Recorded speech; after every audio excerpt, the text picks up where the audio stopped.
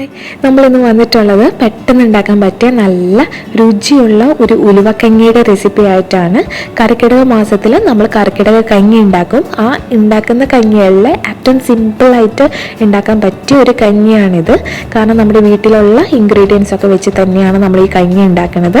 Diabetic പേഷ്യൻസിനൊക്കെ വളരെ നല്ലതാണ്. എല്ലാവർക്കും ഇത് കഴിക്കുന്നത് നല്ലതായിരിക്കും.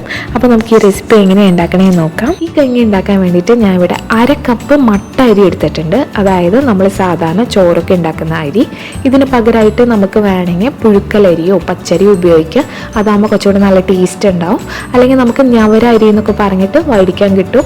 അതാവുമ്പോഴും നല്ല ഹെൽത്തി ആയിരിക്കും. അപ്പോൾ നമ്മുടെ കയ്യിലുള്ള ഏത് അരിയാണോ അത് വെച്ചിട്ട് നമുക്ക് ഈ ഉലുവക്കഞ്ഞി ഉണ്ടാക്കാം.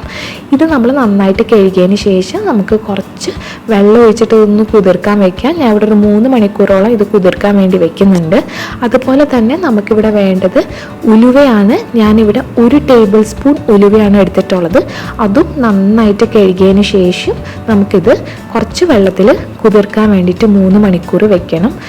ഇനി ഇതിലേക്ക് 1 ടേബിൾ സ്പൂൺ ചെറുപയറും കൂടി ഞാൻ എടുത്തിട്ടുണ്ട്. അത് ഓപ്ഷണലാണ്. അതുണ്ടെങ്കിൽ ചേർത്ത് കൊടുത്തിട്ടുണ്ടെങ്കിൽ കുറച്ചും കൂടെ നല്ല ഹെൽത്തി ആയിരിക്കും. ഇതും നമുക്ക് നന്നായിട്ട് കഴുകിയതിന് ശേഷം 3 മണിക്കൂർ നമുക്ക് കുറച്ച് വെള്ളത്തിൽ കുതിർക്കാൻ വേണ്ടിയിട്ട് വയ്ക്കാം. ഇപ്പോൾ 3 മണിക്കൂർ കഴിഞ്ഞ് എടുത്തിട്ടുള്ളതാണിത്. അതായത് നമ്മുടെ അരിയും ചെറുപയറും ഉലുവയൊക്കെ നന്നായിട്ട് കുതിർന്ന് കിട്ടിയിട്ടുണ്ട്. ഇനി നമുക്ക് ഇതൊക്കെ ഒരു കുക്കറിലേക്ക് മാറ്റാം. ഇതിനായിട്ട് ഞാൻ ഇവിടെ ഒരു കുക്കർ എടുത്തിട്ടുണ്ട്. അതിലേക്ക് നമ്മുടെ കുതിർത്ത് വെച്ചിരുന്ന അരി ചേർത്ത് കൊടുക്കാം. അതിനുശേഷം നമുക്ക് നമ്മുടെ ഉലുവ ചേർത്ത് കൊടുക്കാം. ഇനി നമുക്ക് ചെറുപയറും കൂടെ ചേർത്ത് കൊടുക്കാം.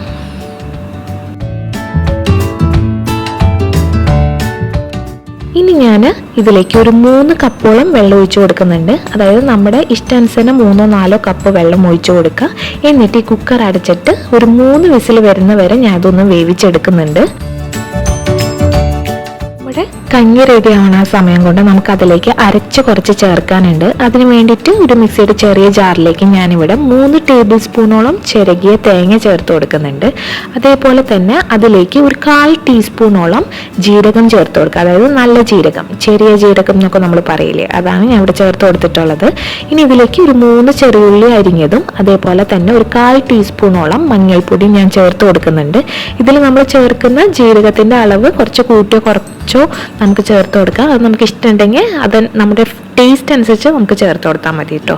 ഇനി ഇത് നമുക്ക് കുറച്ച് വെള്ളം ഒഴിച്ചിട്ട് നല്ല പേസ്റ്റ് പോലെ അരച്ചെടുക്കണം.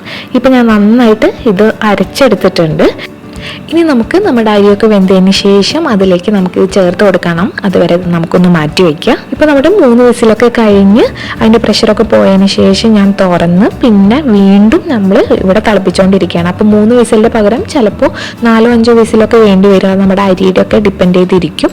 അപ്പോൾ അരി നന്നായിട്ട് വേവണം, അതാണ് നമുക്ക് വളരെ അത്യാവശ്യമാണ്.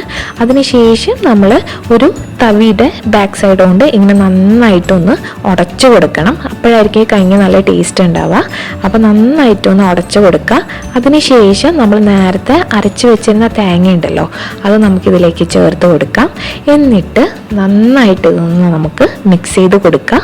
നമ്മളിതിലേക്ക് വേറെ ഉപ്പൊന്നും ചേർത്തിട്ടുണ്ടായില്ല. ഇതുവരെ നമ്മൾ ഉപ്പൊന്നും ചേർത്തിട്ടുണ്ടായില്ല.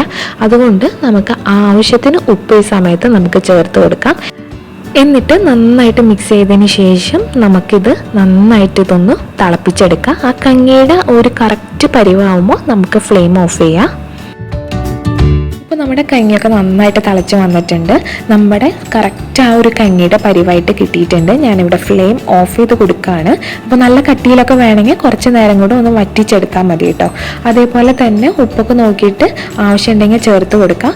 ചിലവർക്ക് ഇത് മധുരം ആയിട്ട് കഴിക്കാനായിരിക്കും ഇഷ്ടം. അങ്ങനെ താല്പര്യമുള്ളവർ ഇതിൽ കുറച്ച് പഞ്ചസാരയോ അല്ലെങ്കിൽ ശർക്കരയൊക്കെ ചേർത്തിട്ട് ഉണ്ടാക്കിയാലും നല്ലതായിരിക്കും. അതേപോലെ തന്നെ വേണമെങ്കിൽ കുറച്ച് ചെറിയുള്ളി നെയ്യിൽ മൂപ്പിച്ചിട്ട് ഇതിൽ ചേർത്തിട്ട് കഴിക്കുന്നതും നല്ല ടേസ്റ്റ് ആയിരിക്കും. അതൊക്കെ ഓരോ താല്പര്യം അനുസരിച്ച് അങ്ങ് ചെയ്താൽ മതി.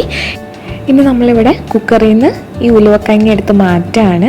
എന്നിട്ട് നമുക്ക് ഇതിൻ്റെ മുകളിലേക്കായിട്ട് നമ്മൾക്ക് കുറച്ച് നെയ്യ് വേണമെങ്കിൽ ഒഴിച്ചു കൊടുക്കുക. അത് കുറച്ചും കൂടെ ഇതിൻ്റെ ടേസ്റ്റ് കൂട്ടും. അത് ഓപ്ഷണലാണ്. ഹെൽത്ത് കോൺഷ്യസ് ആയവരൊന്നും അതൊന്നും ചെയ്യേണ്ട ആവശ്യമില്ല കേട്ടോ. എന്നിട്ട് നമുക്ക് എല്ലാം കൂടെ നന്നായിട്ട് മിക്സ് ചെയ്തിട്ട് കഴിക്കുക. അങ്ങനെ നമ്മുടെ സൂപ്പർ ഹെൽത്തി ഉലുവക്കഞ്ഞി ഇവിടെ റെഡി ആയിട്ടുണ്ട്. നല്ല രുചിയുള്ള ഒരു കഞ്ഞിയാണ്. എല്ലാവരും ട്രൈ ചെയ്ത് നോക്കണം.